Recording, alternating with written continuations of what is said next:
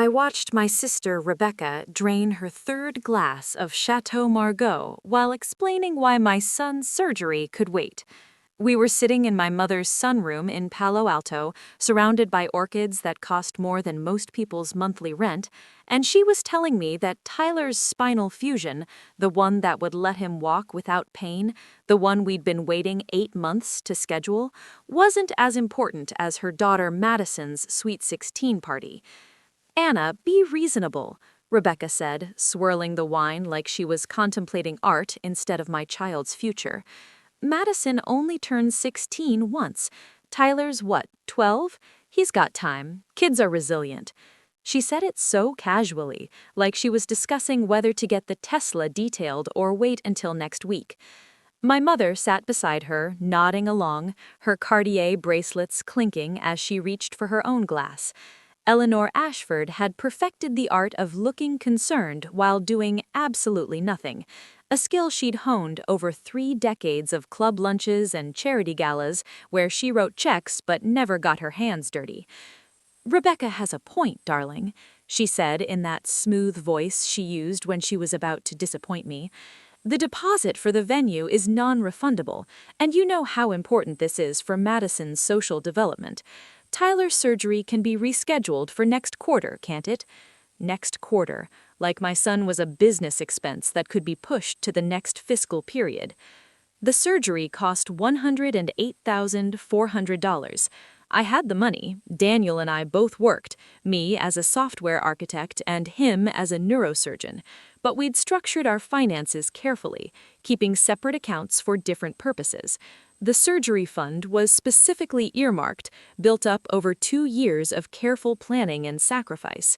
What my mother and Rebecca didn't know was that they were sitting in that sunroom, in that house, drinking that wine because of money I'd put into the family trust 5 years ago when Dad's commercial real estate ventures went sideways.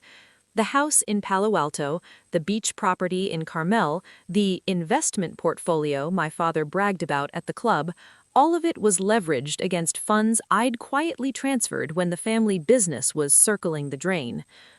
Rebecca leaned forward, her Hermes bag sliding off the settee.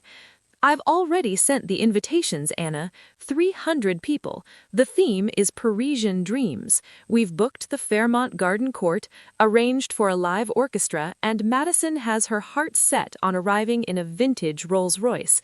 The girl has been planning this for 2 years." She paused, letting that sink in. "Your son's surgery is scheduled for next month anyway. What's another few weeks?" Another few weeks of my 12-year-old taking prescription pain medication just to get through a school day. Another few weeks of watching him pretend he wasn't hurting when his friends asked him to play basketball. Another few weeks of the pediatric orthopedic surgeon's office calling to confirm the date while I had to say we were still waiting on final insurance approval, which was a lie because the insurance had approved it and we had the money set aside. My mother patted Rebecca's hand.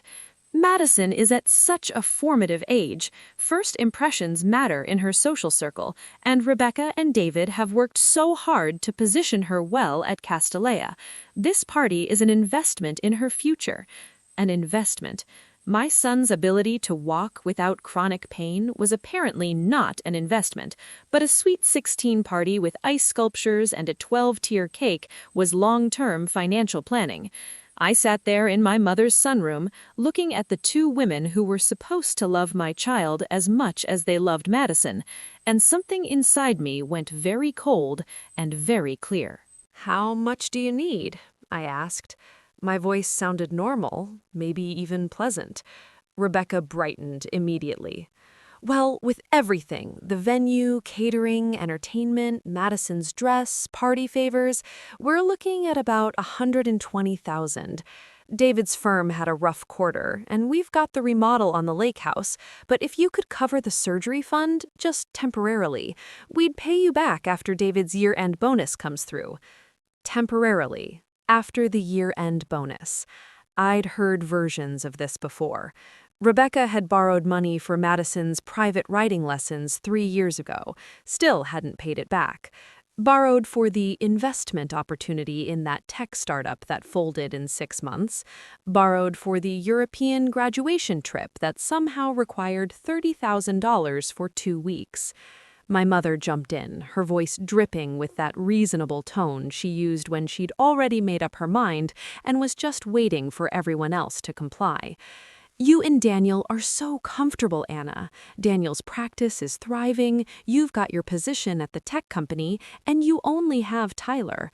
Rebecca and David have 3 children to think about, and Madison's opportunities right now are time-sensitive. You can always reschedule Tyler's surgery, but Madison's 16th birthday only happens once. Only happens once. Tyler had been waiting for this surgery since he was 10, since the scoliosis got bad enough that the doctors said it would only get worse without intervention. 2 years of physical therapy, bracing, watching other kids run and play while he sat on the sidelines pretending he didn't care. I looked at my sister, really looked at her. Rebecca had always been the pretty one, the charming one, the one who got away with things because she smiled the right way and said the right things. She'd married David Chen right out of USC, a corporate attorney from a good family, and they'd spent the last 18 years living slightly beyond their means and making it everyone else's problem. The Atherton house with the negative equity, the lease on the Range Rover she didn't need, the club memberships they couldn't afford. And my parents had always enabled it, smoothing over the rough patches, pretending the money would somehow appear because it always had before. I'll need to think about it, I said, standing up. Rebecca's face fell slightly, but she recovered quickly, flashing that practiced smile. Of course. But Anna, the venue needs the deposit by Friday, so if you could let me know by Thursday? Thursday. 3 days. I picked up my bag, kissed my mother's cheek, and walked out of that sunroom feeling like I'd swallowed broken glass. I drove home to Los Altos Hills in my practical Volvo, the one Daniel always said we should upgrade, but I never saw the point. And I thought about Tyler lying in his room, doing his homework on his stomach because sitting hurt too much. Daniel was in his study when I got home, reviewing patient files. I stood in the doorway and told him what Rebecca and my mother had suggested. He looked up from his laptop, his reading glasses sliding down his nose. What did they want to do? I repeated it, all of it, and watched his face go through several expressions before settling on disbelief. Anna, that's insane. Tyler's surgery is scheduled. We've been planning this for months. What did you tell them? I told him I said I'd think about it, which wasn't exactly true, but also wasn't exactly false. Daniel put down his pen. There's nothing to think about. Tyler's surgery happens as scheduled. Your sister can scale back the party or take out a loan or any number of other options that don't involve our son's healthcare. But here's what Daniel didn't understand, what nobody understood except me. This wasn't about the surgery. This was about 20 years of being the responsible one, the one who made the practical choices, the one who cleaned up everyone else's messes while Rebecca got to be the fun aunt, the exciting sister, the one who lived big and loved bigger and never faced consequences because someone always caught her. This was about every time my mother had compared us, every time she'd said things like, Rebecca has such style, or Rebecca knows how to enjoy life, with the implication that I didn't, that I was boring, that my careful planning and practical choices made me somehow less. I went upstairs and found Tyler in his room, lying on his bed with his laptop balanced on his chest, watching something on YouTube with his headphones on. He pulled them off when he saw me. Hey, Mom. Dad said the surgery's next month. I'm kind of nervous. Kind of nervous? My 12-year-old who'd been in pain for 2 years was kind of nervous about the surgery that would change his life. I sat on the edge of his bed, careful not to jostle him. It's going to be fine, sweetheart. Dr. Patterson is the best, and once you're healed, you're going to feel so much better. He nodded, but I could see the worry in his eyes, the fear he tried to hide because he didn't want to seem weak. That night, I lay in bed next to Daniel, staring at the ceiling, and made a decision. Not the decision Rebecca and my mother expected, a different one. See, what they didn't know, what nobody knew except me and my accountant, Jeffrey Chen, no relation to David, thankfully, was that I wasn't just comfortable. I was the reason the entire Ashford family stayed afloat. 5 years ago, when my father's commercial real estate empire started crumbling, when the market shifted and suddenly all those strip malls and office parks weren't worth what he'd borrowed against them, I'd stepped in, quietly, privately. I'd restructured the family trust, moved assets around, created a complex web of financial instruments that kept my parents in their Palo Alto house and my father's reputation intact. The beach house in Carmel? I owned it, through an LLC. The investment portfolio? Mostly mine. The trust fund that was supposed to support my parents in retirement? I'd replenished it with my own money when my father's bad deals nearly depleted it. I'd done all of this without fanfare, without acknowledgement, because that's what you did for family. You protected them. You kept their secrets. You let them maintain their dignity even when they'd made terrible choices. My father still introduced himself at the club as a successful real estate developer. My mother still hosted her charity luncheons and pretended the money flowed from some endless generational source. And Rebecca still borrowed and spent and assumed someone would always catch her, because someone always had. But here's what nobody considered. What happens when the person catching everyone decides to let go? I got out of bed carefully, went down to my office, and opened my laptop. I had Jeffrey's number on speed dial, but it was 11 p.m., too late to call. Instead, I opened the files I kept in an encrypted folder, the ones that detailed every financial connection between my money and my family's lifestyle. The mortgage on my parents' house, I was the guarantor. The line of credit that funded my father's investments, backed by assets I'd provided. Rebecca's kids' private school tuition. I'd been covering 50% for the last 3 years, funneled through a scholarship fund my mother thought came from the school. I'd built a safety net, and everyone was so comfortable in it they'd forgotten it was there. They thought they were flying on their own, when really I was the one holding the strings. And now Rebecca wanted to cut the strings holding Tyler up so Madison could have a better party. By 3 a.m., I had a plan. Not revenge, exactly, more like a correction, a rebalancing. I'd spent 5 years protecting everyone else. Maybe it was time they learned what it felt like to stand on their own. I sent Jeffrey an email marked urgent, then went back to bed. Daniel was snoring softly, completely unaware that I was about to burn down the financial infrastructure that kept his in-laws in the lifestyle they'd grown accustomed to. Thursday morning, I called Rebecca. "I've thought about it," I said. "I can't help with the party. Tyler's surgery is our priority." The silence on the other end lasted about 5 seconds before she exploded. "Anna, are you serious? I've already committed to the venue. Do you know what this is going to do to Madison, to our family's reputation? Mom is going to be so disappointed in you." Let her be disappointed, I thought. Let them all be disappointed.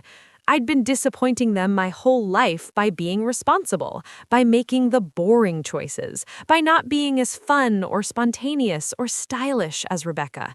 What was one more disappointment? Rebecca hung up on me. 30 minutes later, my mother called.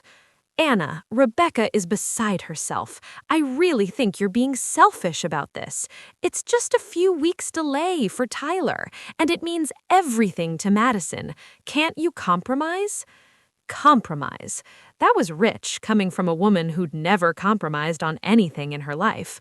"No, Mom, Tyler's surgery happens as scheduled." My mother's voice went cold, that particular tone she used when she didn't get her way. "I'm very disappointed in you, Anna. Families should support each other, and right now you're being incredibly selfish. I'd think very carefully about how you want to be remembered in this family." I hung up and called Jeffrey. He answered on the second ring. "I got your email. You're sure about this?" I was sure. Jeffrey had been my accountant for 7 years, had helped me structure all the financial instruments that kept the Ashford empire from collapsing. He knew where every penny went, every connection, every vulnerability. Start with the house, I told him. I want the mortgage guarantees removed by end of business today, then the line of credit, then the trust modifications. All of it. Take me off everything. Jeffrey whistled low. Anna, you know what this means. Without your backing, the house is underwater. The line of credit will be called. Your parents... I cut him off. I know exactly what it means. Do it. By noon, Jeffrey had filed the paperwork. By 3 p.m., the bank had processed the guarantor removal on my parents' mortgage. By 5 p.m., the line of credit had been suspended pending review of collateral. I went about my day normally. Took Tyler to his physical therapy appointment, made dinner, helped with homework. Daniel asked me if I'd talked to Rebecca, and I said yes. We'd had a conversation and agreed to disagree. He seemed satisfied with that, didn't push. That night, I slept better than I had in weeks. Friday morning, 7 a.m., someone started pounding on my door. I was in the kitchen making coffee when the doorbell rang, then rang again, then someone just started hammering on the door like they were trying to break it down. Daniel went to answer it, and I heard my father's voice before I saw him. "Where is she? Where's Anna?" My father burst into the kitchen, his face red, still wearing his golf clothes from an early morning round. My mother was right behind him, looking frantic in a way I'd never seen before. Behind them, Rebecca and David, both looking shell-shocked. "The house is being foreclosed," my father shouted. "The bank called this morning. They said the guarantor has been removed and the property is underwater and they're initiating foreclosure proceedings. They said you removed yourself from our accounts. What have you done?" I took a sip of my coffee. It was good coffee, expensive beans from a roaster in San Francisco that I'd discovered last year. I'd thought about switching to something cheaper to save money, but decided I deserved at least one luxury. I took myself off the accounts, I said. All of them. The house, the line of credit, the trust modifications. Everything I'd guaranteed or backed. As of yesterday afternoon, I'm financially separate from the family. My mother grabbed the kitchen counter like she might fall over. "Anna, you can't do this. We'll lose everything. The house, the beach property, everything. Why would you do this to us?" I set down my coffee cup carefully. Rebecca wanted me to cancel Tyler's surgery so she could throw a $120,000 party. You agreed with her. You both told me my son could wait because Madison only turned 16 once. My father's face went from red to purple. "That's what this is about?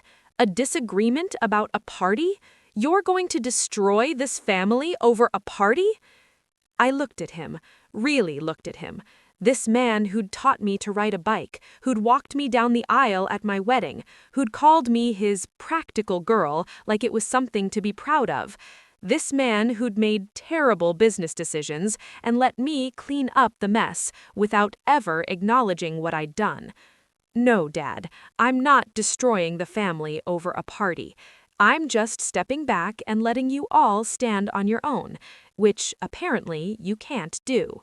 Rebecca started crying, the loud, dramatic crying she'd perfected in high school when she didn't get her way.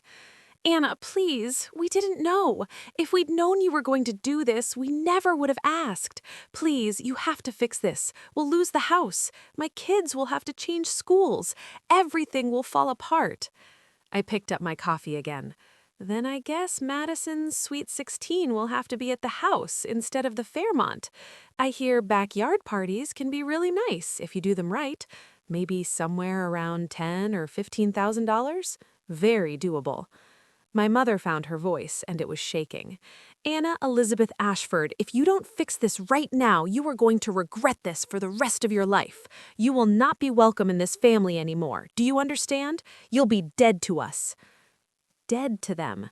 20 years of being the responsible one, of cleaning up messes, of providing the financial backbone that kept everyone comfortable, and now I'd be dead to them because I chose my son over my niece's party.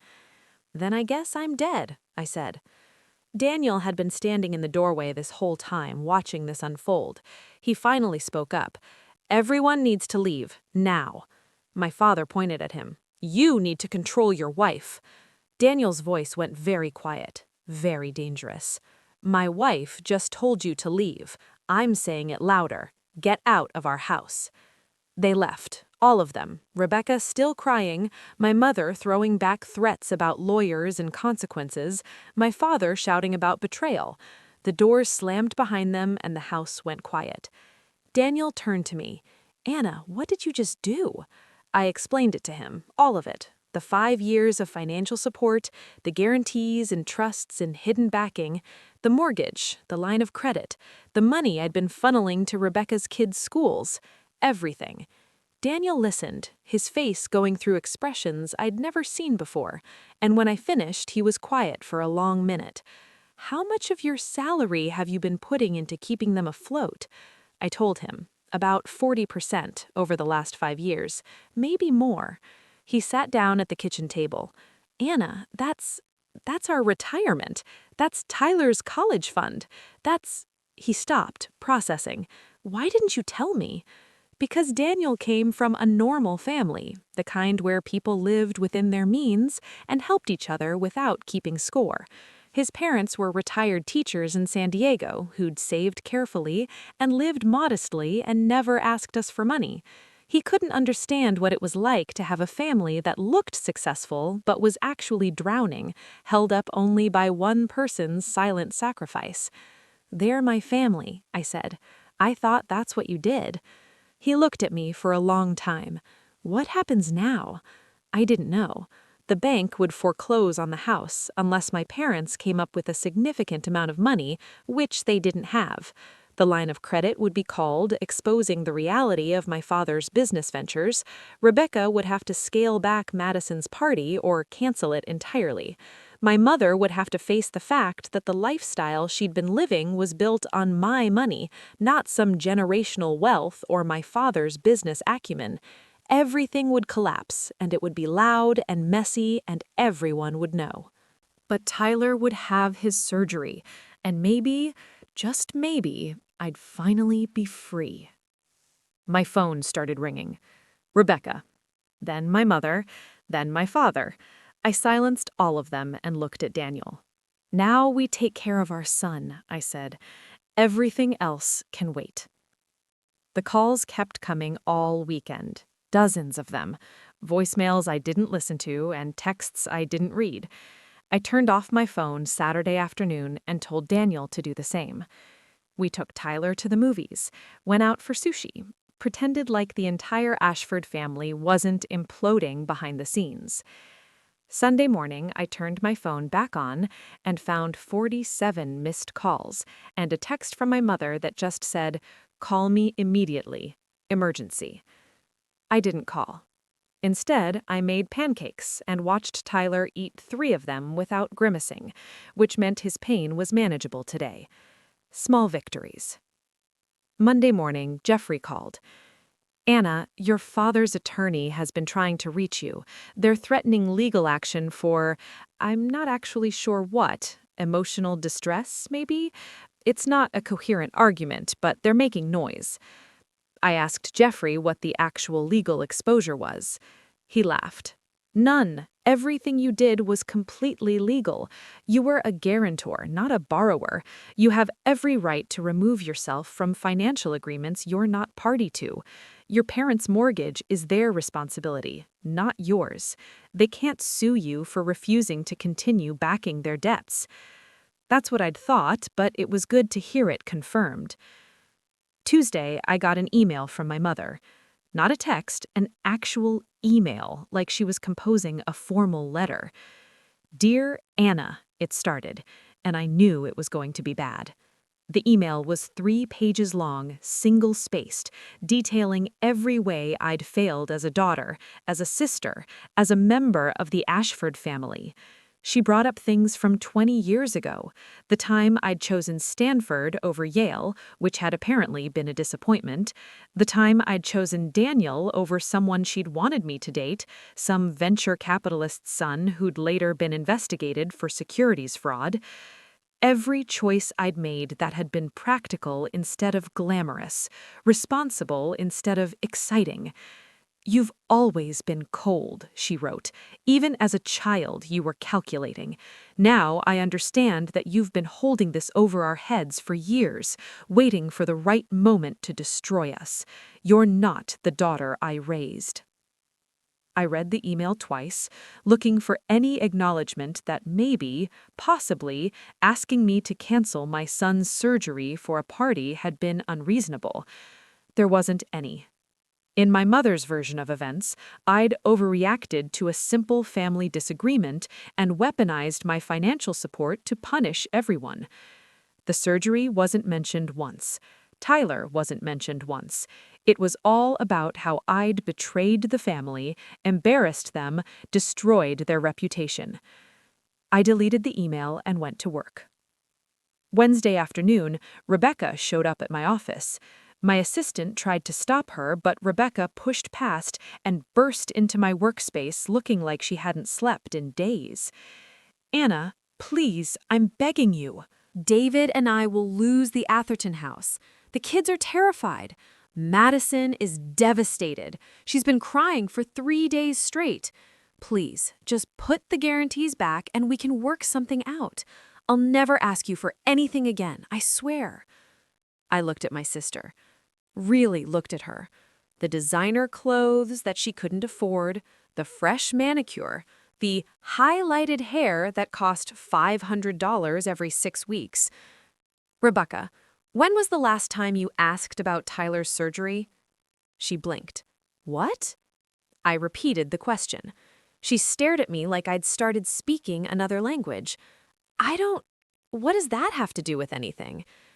That told me everything I needed to know. It had been 5 days since she'd asked me to cancel Tyler's surgery, and she hadn't once followed up to ask how he was doing, whether we'd found another solution, whether the surgery was still happening. Because it had never been real to her. Tyler's pain, his fear, his need for this surgery, none of it had registered as actual suffering because it wasn't happening to someone she cared about more. "Tyler's surgery is next Monday," I said, "just so you know." Rebecca's face crumpled. "Anna, I'm sorry, I really am. I didn't think about it that way. Madison had her heart set on this party and I wanted to give her something special and I didn't realize—" She stopped, searching for words. "I didn't realize you'd react this way." React this way, like I'd done something unreasonable. "Rebecca, you need to leave." She tried to grab my hand. "Please, Anna. Mom and Dad are going to lose the house. Don't you care? Don't you care what this will do to them?" I pulled my hand away.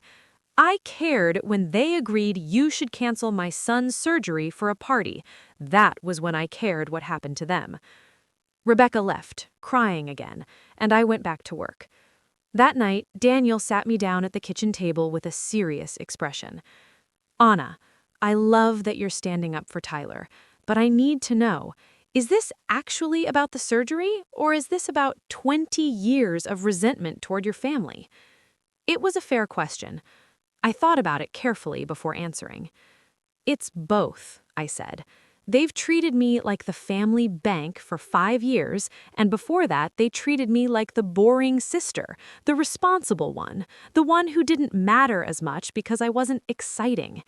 And then they asked me to sacrifice our son's health for Rebecca's image. So yes, it's about the surgery. And yes, it's about everything else too." Daniel nodded slowly. "Okay, I needed to know you knew that." He paused. "What happens next?"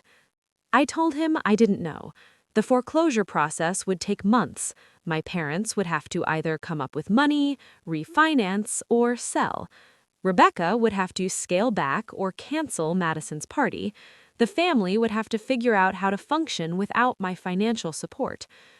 Thursday morning, my father called from an unknown number, clearly hoping I wouldn't recognize it and would answer. I did answer, curiosity getting the better of me. Anna, we need to talk, in person, today. I told him I was busy. He made a sound that might have been a laugh or a sob. Your mother had a panic attack yesterday. She's terrified we're going to lose everything. Rebecca's marriage is falling apart because David is furious she borrowed money they didn't have. And you're busy? I felt something twist in my chest, but I pushed it down. Dad, any time in the last 5 years, you could have asked me how Tyler was doing. You could have come to his physical therapy appointments. You could have been present as a grandfather instead of as someone who needed money. You made choices too. The line went quiet for a long time. I didn't know you felt that way. Of course he didn't know, because I'd never said anything, just kept writing the checks and supporting everyone and pretending it was fine. There's a lot you don't know, Dad. I hung up and sat in my car in the parking garage, hands shaking. This was harder than I'd expected. I'd thought I'd feel powerful, righteous even. Instead, I felt sick and sad and angry all at the same time. Friday afternoon, I got a call from someone I wasn't expecting. David, Rebecca's husband. Anna, I need to talk to you about something Rebecca doesn't know about. That got my attention. David sounded exhausted, defeated in a way I'd never heard from him before. Rebecca borrowed money from you over the years, right? For various things? I confirmed that yes, she had. David made a bitter sound. I thought we were managing better than we were. I didn't know about half of it. The writing lessons, the European trip, the scholarship fund for the kids. I thought my bonuses were covering all that. Rebecca's been hiding our financial situation from me for years. He paused, and I could hear papers shuffling in the background. Last night, I went through everything. Every bank statement, every credit card, every loan. Anna, we're $700,000 in debt. I had no idea. The house is underwater by $300,000. We have $250,000 in credit card debt alone. Rebecca's been juggling payments and hiding statements, and I thought we were fine. I thought my salary was enough. I didn't know what to say to that. David continued, his voice getting rougher. She wanted to spend $120,000 on Madison's party when we're drowning. She was going to borrow it from you and add it to a pile I didn't know existed. And she wanted you to delay Tyler's surgery for it. David, I didn't know you didn't know, I said. If I'd realized Rebecca was hiding things from you, he cut me off. Would it have changed anything? Would you have kept supporting us if you'd known I was in the dark? I thought about that. Probably not. Probably I'd have done the same thing, because the problem wasn't that David didn't know. The problem was that Rebecca felt entitled to my money and my mother enabled it, and everyone treated my careful planning like it was an infinite resource they could tap into whenever they wanted. David, what are you going to do? He laughed, but it wasn't funny. I'm going to file for divorce. I'm going to get custody of the kids because Rebecca clearly can't be trusted with financial decisions. I'm going to sell the Atherton house and downsize to something we can actually afford. And I'm going to spend the next 10 years digging out of this hole. He paused. Anna, I'm sorry. About Tyler. About the surgery. About all of it. Rebecca was wrong. Your parents were wrong. And I should have been paying attention. We talked for another 20 minutes. David told me things I didn't know. How Rebecca had been hiding purchases. How she'd opened credit cards in his name. How she'd convinced him they needed certain things for the kids' social development, when really she just wanted to keep up with the other Atherton mothers. By the end of the conversation, I almost felt sorry for him. Almost. Saturday morning, 1 week after I'd called Jeffrey and started dismantling the financial structure that held my family together, I took Tyler to his pre-op appointment. Dr. Patterson went over everything one more time, the procedure, the recovery timeline, the expected outcomes. Tyler sat there looking nervous, but also hopeful in a way that made my chest tight. After this, I'll be able to play basketball? He asked. Dr. Patterson smiled. After this, you'll be able to do anything you want."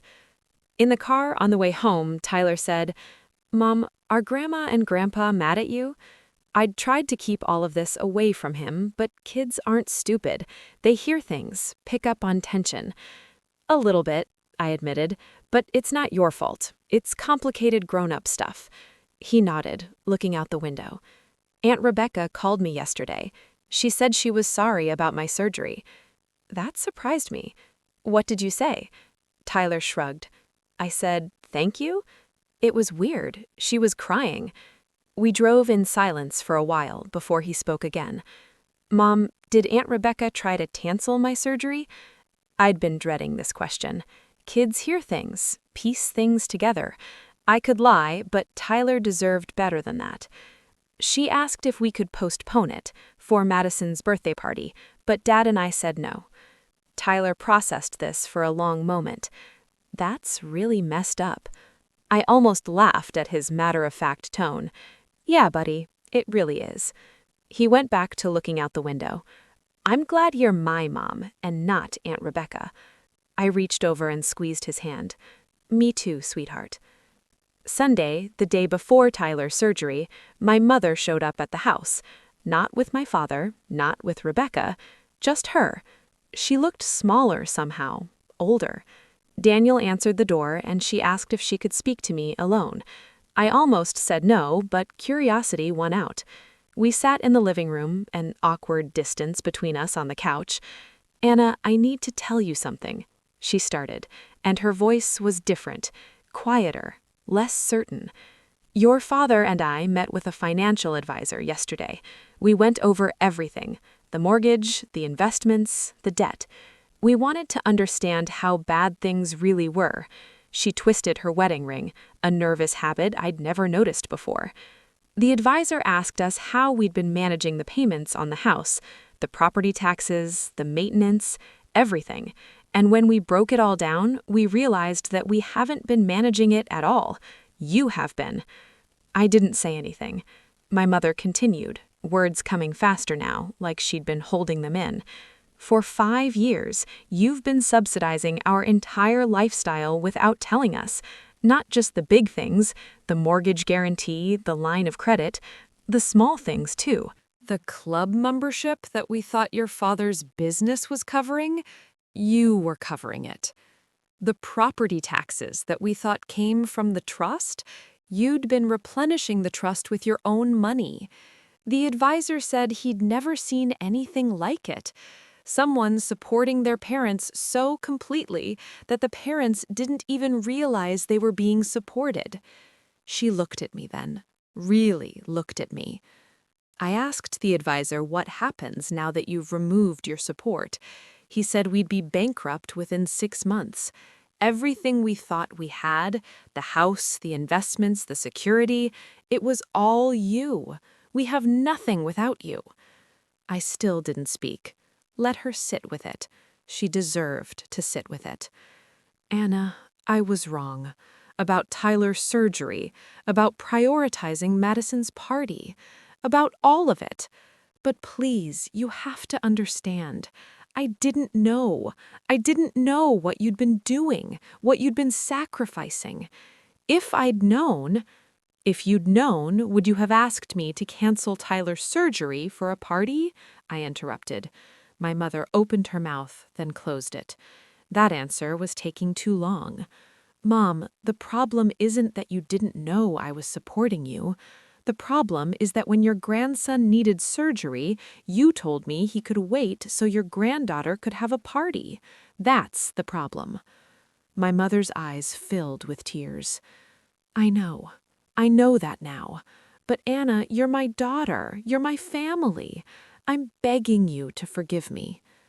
I thought about forgiveness, about what it meant, what it cost. "Mom, I forgive you. I do. But forgiveness doesn't mean I'm going to put the money back. It doesn't mean I'm going to keep sacrificing my family's security for yours. It means I understand you made a mistake, and I'm choosing not to hate you for it. But I'm also choosing not to keep enabling you." She nodded slowly, tears spilling over. That's fair. That's more than fair. She wiped her eyes. What happens now? I told her what I'd been thinking about for the last week. You and Dad will have to sell the Palo Alto house. It's too big for you anyway. You'll have to sell the Carmel property. You'll have to live within your means, which means downsizing, cutting expenses, being honest about what you can afford. Your friends are going to know. People at the club are going to know. It's going to be embarrassing and hard, and you're going to hate it, but you'll survive it. And us? She asked quietly. You and me, our relationship. I thought about that. I don't know, Mom. I'd like to have a relationship with you, but it needs to be different. It can't be like before, where I'm the responsible one who fixes everything, and you're the one who takes without acknowledging it. It has to be real. She nodded, still crying. I can do that. I want to do that. She stood up, hesitated, then hugged me. I hugged her back, and it felt strange and tentative, and maybe like a beginning. How's Tyler? She asked when she pulled away. He's nervous. Surgery's tomorrow morning. My mother's face crumpled. I should have asked that first, before any of this. I should have asked about Tyler. Yes, she should have, but she was asking now, and that was something. Monday morning, 5 a.m., we drove Tyler to the hospital. He was quiet the whole way, Daniel's hand on his shoulder, my hand gripping the steering wheel too tight. Dr. Patterson met us in pre-op, explained everything one more time, and then they wheeled Tyler away. Daniel and I sat in the surgical waiting room, drinking terrible coffee and not talking much. The surgery took 7 hours, long enough that I started imagining all the things that could go wrong, complications and infections and all the worst-case scenarios that Dr. Patterson had said were unlikely but possible. Daniel held my hand and we waited. When Dr. Patterson finally came out, still in his scrubs, he was smiling. Everything went perfectly. Tyler's in recovery now. He'll be in some pain, but the correction was exactly what we hoped for. In 6 months, he'll be a different kid. I started crying right there in the waiting room, Daniel holding me, and I realized I'd been holding my breath for years, not just since the surgery got scheduled, but since Tyler first got diagnosed, since I first realized my son was hurting and there was nothing I could do except watch and wait and save money and hope. We saw Tyler in recovery, groggy and uncomfortable, but okay. He tried to smile at us, high on pain medication. "Did it work?" he slurred. "It worked, buddy," Daniel said. "You're all fixed up." Tyler nodded and went back to sleep. We stayed with him all day, through the transfers from recovery to his room, through the nurses checking vitals, through the evening when he woke up more alert and asked for ice cream. Rebecca called that afternoon. I almost didn't answer, but something made me pick up. "Anna, Mom told me she talked to you. I wanted to say I'm sorry. Really sorry. Not because of the money or the house or any of that. I'm sorry about Tyler. I should never have asked you to postpone his surgery. I don't know what I was thinking."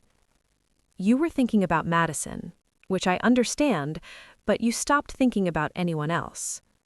Rebecca was quiet for a moment. "David's divorcing me. He found out about the debt, all of it.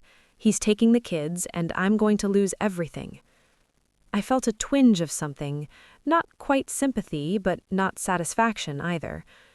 "Rebecca, I'm sorry your marriage is falling apart, but the debt was real, the hiding was real, and the consequences are real. You can't borrow your way out of this one." "I know," she said, and she sounded different, smaller, more honest. "Anna, how did Tyler's surgery go?" That question, asked now, meant more than any apology. "It went perfectly. He's going to be okay." Rebecca made a sound that might have been relief or regret or both. "I'm glad. I really am glad." We talked for a few more minutes, awkward but real, and when we hung up, I felt like maybe there was a path forward. Not back to how things were, that was gone forever, but forward to something different, something more honest. Tyler came home 3 days later, moving carefully but moving. The recovery would take months, but Dr. Patterson was right. He was going to be a different kid. Already he seemed lighter, hopeful in a way he hadn't been in years. My father called that weekend. "Anna, I want to apologize. Your mother and I are selling the house. We found a condo in Mountain View, much more manageable. I'm closing down the business, admitting that it's been failing for years. And I wanted you to know that I understand why you did what you did. I don't like it, but I understand it." "Thanks, Dad," I said. He cleared his throat. "Can I come see Tyler? I know I haven't been the grandfather I should have been, but I'd like to try to do better." I looked at Tyler on the couch, playing video games with his special recovery pillow supporting his back, and made a decision. "Yeah, Dad, you can come see him." My father came over that afternoon with my mother. They brought Tyler his favorite ice cream and sat with him for 2 hours, asking about school, his friends, what games he was playing. They didn't mention money or the house or Rebecca. They just focused on their grandson, and I watched them try to be present in a way they hadn't been before. After they left, Daniel put his arm around me. "You did something really hard, but also really right." I thought about that. The last 2 weeks had been the hardest of my life. Harder even than watching Tyler deal with chronic pain, because at least then I knew I was doing everything I could. These 2 weeks, I'd been actively choosing to let people suffer consequences, choosing not to save them. It went against every instinct I had. But Daniel was right. It had been necessary. I'd built a safety net so strong that nobody even realized they were depending on it, and that wasn't healthy for any of us. Rebecca called 2 months later to tell me she'd gotten a job, a real job, entry-level marketing at a tech startup, because her communications degree from USC had to be good for something. She'd moved into a 2-bedroom apartment in San Jose, sharing custody of the kids with David. Madison's Sweet 16 had been a small family dinner, no ice sculptures or Rolls-Royce, and apparently Madison had survived just fine. "Anna, I'm learning how to live on a budget," Rebecca said, and she sounded proud. "Like an actual budget. I meal plan, I use coupons. It's weird, but also kind of freeing." I smiled. "Welcome to how most people live." She laughed. "Yeah, I'm getting that now." Tyler's 6-month post-op appointment came on a Tuesday in March. Dr. Patterson examined the x-rays, checked Tyler's range of motion, asked him about pain levels. Then he smiled and said the words I'd been waiting to hear. "You're cleared for full activity, no restrictions. Go play basketball." Tyler grinned so wide I thought his face might split. That weekend, we went to the park and Tyler played basketball with his friends for the first time in 2 years. Really played, running and jumping and not holding back. I sat on the bench with Daniel and cried watching him.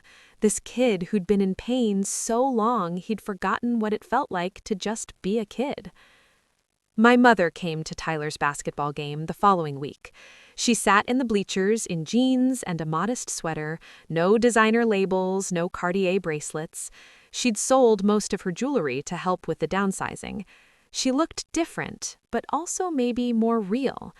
After the game, she hugged Tyler and told him she was proud of him. Then she turned to me. "Anna, I know I can't undo the past, but I want you to know I'm trying to be better. Your father and I are learning to live differently, and it's hard, but it's also teaching us things we should have learned a long time ago." I hugged her back. "I know, Mom. I can see it." Over the next year, things shifted. Slowly, carefully, relationships rebuilt on different foundations. My parents stayed in their Mountain View condo, learned to cook at home, started volunteering at a local food bank because they had time now and needed purpose. My father admitted to his friends that his business had failed, and instead of the shame he'd expected, he found that most of them had their own stories of failure and recovery. Rebecca worked her way up at the startup, learned to manage money, started therapy to deal with the entitled thinking that had gotten her into debt. David maintained a cordial co-parenting relationship with her, and the kids adjusted to their new normal. Tyler thrived. made the school basketball team, got straight A's because he could focus without constant pain, started talking about college, about becoming a doctor like his dad. And me? I stopped being the family bank, stopped sacrificing my own family's security for everyone else's comfort, started putting money into retirement accounts and Tyler's college fund, and occasionally, yes, expensive coffee and other small luxuries because I'd earned them. The family gatherings were different now, smaller, more honest, less performative. We met at my parents' condo instead of the Palo Alto mansion. We had potlucks instead of catered dinners. We talked about real things instead of maintaining pretenses. One evening, almost 2 years after I'd made that phone call to Jeffrey, I sat at dinner with my parents, Rebecca, Tyler, and Daniel. We were celebrating Tyler's 14th birthday, and he'd specifically requested my mother's lasagna, which she'd learned to make from scratch because they couldn't afford to eat out all the time anymore. We were laughing about something Tyler had said when Rebecca suddenly put down her fork. "Anna, I never really thanked you." I looked at her, confused. "For what?" She gestured around the table. "For this. For forcing all of us to face reality. I was drowning and didn't even know it. I was teaching Madison that money just appeared when you needed it, that consequences didn't matter. If you hadn't cut us off, I'd still be lying to David, still be racking up debt, still be pretending everything was fine while my life fell apart. You saved me by letting me fall." My mother nodded. "She's right. I'd spent 20 years enabling your father's failing business and Rebecca's overspending because I couldn't face the truth of our situation. You forced us to face it." My father cleared his throat. "Anna, what you did took courage, more courage than I had. You let us experience consequences when I'd spent years avoiding them. That's a gift, even though it didn't feel like one at the time." I looked around the table at my family, imperfect, struggling, but finally honest, finally real. "I didn't do it to teach anyone a lesson," I said. "I did it because my son needed surgery, and you asked me to make him wait for a party. I just chose my child over everything else." "But that's the lesson," my mother said quietly. "Choosing what matters over what looks good, choosing truth over comfort. You taught us that." Tyler, who'd been quietly eating his lasagna, spoke up. "Mom's always choosing me over everything else. That's just what she does." Daniel squeezed my hand under the table, and I felt something settle in my chest. Not closure exactly, but resolution. The Ashford family would never be what it was before. The big house, the pretense of wealth, the carefully maintained image. But maybe that family had been a fiction anyway, built on hidden support and unacknowledged sacrifice. This family, the one sitting around my parents' modest dining table eating homemade lasagna, was real. Smaller, humbler, but real.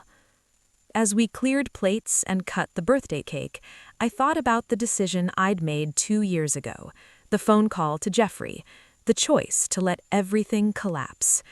It had been the hardest thing I'd ever done, but also the most necessary. Because Tyler got his surgery, and more than that, he got a family that had learned to be honest, a grandmother who showed up to his basketball games, an aunt who worked hard and lived within her means, grandparents who volunteered their time instead of just writing checks for tax deductions. And me? I got to stop being the person who caught everyone, who sacrificed endlessly, who enabled dysfunction in the name of love. I got to be Tyler's mom, Daniel's wife, and occasionally my own person. I got to keep the expensive coffee and splurge on concert tickets and save for retirement without guilt. I got to say no without explaining or justifying or feeling like a failure. Tyler blew out his candles and made a wish, and watching him, healthy, happy, surrounded by family who'd learned to show up, I realized this was what justice looked like. Not revenge, not punishment, but consequences that led to growth, boundaries that led to respect, truth that led to healing. The Ashford family had lost a house, but we'd found something more valuable, the ability to be real with each other. And that, I thought, as we sang Happy Birthday to my son, was worth every difficult decision I'd made. Later that night, after everyone left and Tyler was in bed, I sat with Daniel on our back porch. "Do you regret it?" he asked. "Any of it?" I thought about my mother's panic attack, my father's humiliation, Rebecca's divorce. I thought about the foreclosure notices and the angry phone calls and the emails calling me cold and calculating. I thought about the moment I'd chosen my son's surgery over my niece's party and everything that had followed. "No," I said finally, "I don't regret it. I regret that it had to happen. I regret that it took something so drastic to change things. But the actual choice, choosing Tyler, choosing boundaries, choosing truth, no, I don't regret that at all." Daniel pulled me closer. "Good, because watching you stand up for our family, even when it was hard, even when everyone was angry, that's when I fell in love with you all over again." I leaned against him, feeling the evening air cool on my face, and thought about the strange mathematics of family. How sometimes the most loving thing you can do is refuse to keep someone from falling. How sacrifice without boundaries isn't love, it's enabling. How the hardest choices sometimes lead to the best outcomes. Tyler's surgery had healed his spine, but letting my family face consequences had healed something deeper. It had forced all of us to grow up, to face reality, to build relationships on honesty instead of financial dependency. And in the end, that was worth more than any house in Palo Alto or any party at the Fairmont. The final moral settled over me like the evening. Love without boundaries isn't love at all. It's just another way of letting people hurt themselves while you watch. Real love means standing firm when standing firm is hard. It means choosing what's right over what's comfortable. It means letting people face their own consequences while still leaving the door open for them to walk through when they're ready to be honest. And sometimes, the most powerful thing you can say to someone who's drowning isn't, "I'll save you." It's, "I believe you can learn to swim."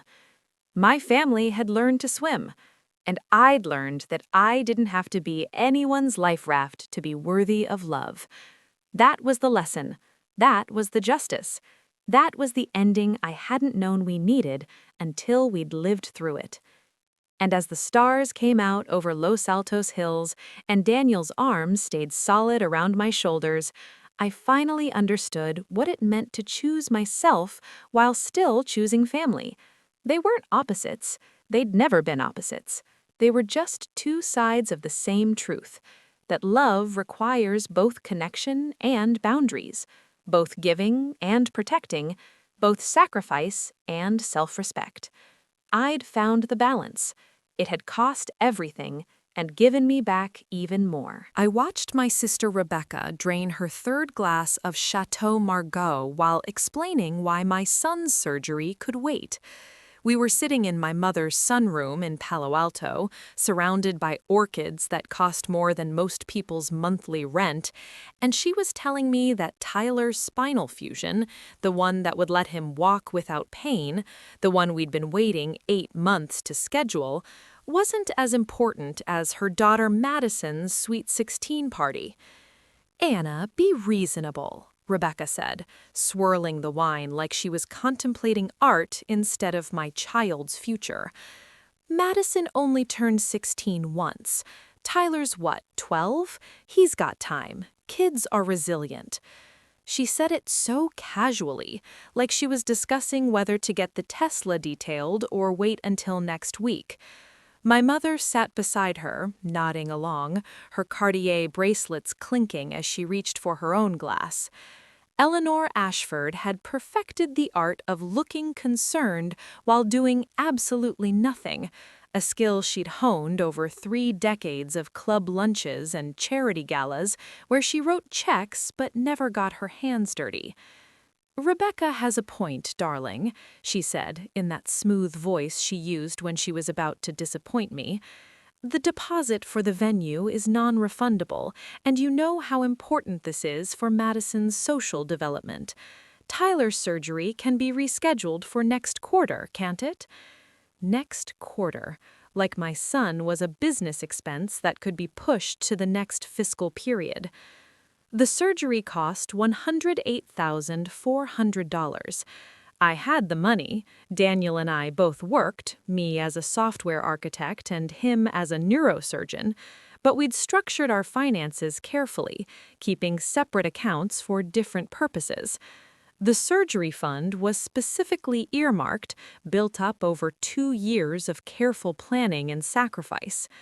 What my mother and Rebecca didn't know was that they were sitting in that sunroom, in that house, drinking that wine because of money I'd put into the family trust 5 years ago when Dad's commercial real estate ventures went sideways.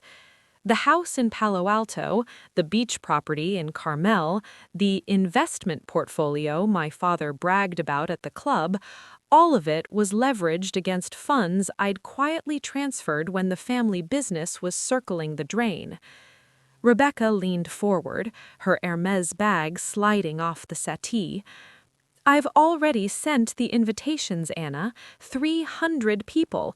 The theme is Parisian dreams.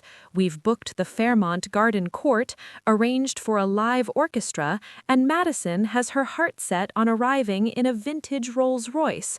The girl has been planning this for 2 years."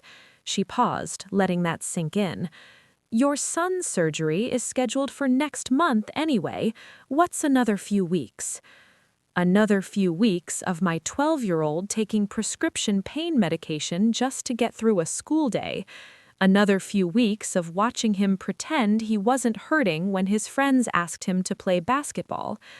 Another few weeks of the pediatric orthopedic surgeon's office calling to confirm the date when I had to say we were still waiting on final insurance approval, which was a lie because the insurance had approved it and we had the money set aside.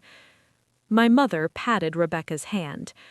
"Madison is at such a formative age. First impressions matter in her social circle, and Rebecca and David have worked so hard to position her well at Castillaha. This party is an investment in her future." An investment. My son's ability to walk without chronic pain was apparently not an investment, but a Sweet 16 party with ice sculptures and a 12-tiered cake was long-term financial planning. I sat there in my mother's sunroom, looking at the 2 women who were supposed to love my child as much as they loved Madison, and something inside me went very cold and very clear. "How much do you need?" I asked. My voice sounded normal, maybe even pleasant.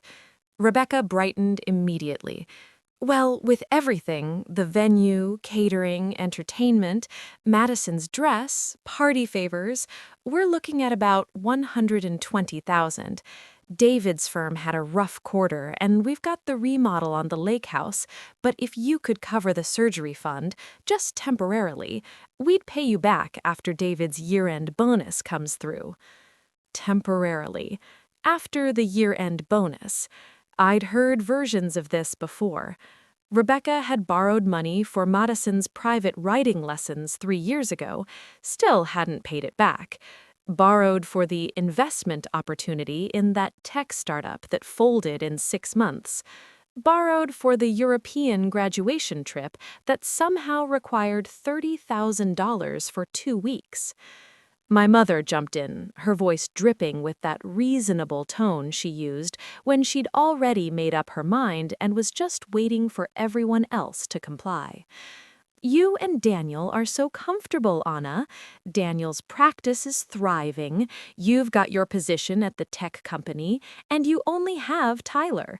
Rebecca and David have 3 children to think about, and Madison's opportunities right now are time-sensitive. You can always reschedule Tyler's surgery, but Madison's 16th birthday only happens once. Only happens once. Tyler had been waiting for this surgery since he was 10, since the scoliosis got bad enough that the doctors said it would only get worse without intervention. 2 years of physical therapy, bracing, watching other kids run and play while he sat on the sidelines pretending he didn't care. I looked at my sister, really looked at her.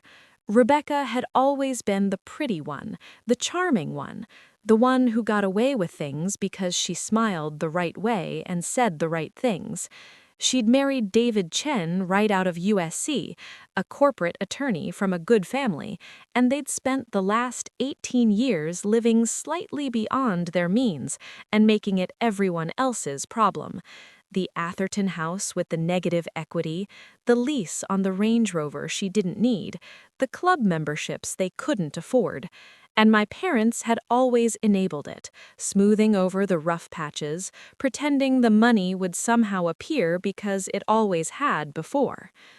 "I'll need to think about it," I said, standing up. Rebecca's face fell slightly, but she recovered quickly, flashing that practiced smile. Of course, but Anna, the venue needs the deposit by Friday, so if you could let me know by Thursday?" Thursday. 3 days. I picked up my bag, kissed my mother's cheek, and walked out of that sunroom feeling like I'd swallowed broken glass. I drove home to Los Altos Hills in my practical Volvo, the one Daniel always said we should upgrade, but I never saw the point. And I thought about Tyler lying in his room, doing his homework on his stomach because sitting hurt too much. Daniel was in his study when I got home, reviewing patient files. I stood in the doorway and told him what Rebecca and my mother had suggested. He looked up from his laptop, his reading glasses sliding down his nose. "They want to do what?" I repeated it, all of it, and watched his face go through several expressions before settling on disbelief. "Anna, that's insane. Tyler's surgery is scheduled. We've been planning this for months. What did you tell them?" I told him I said I'd think about it, which wasn't exactly true, but also wasn't exactly false. Daniel put down his pen.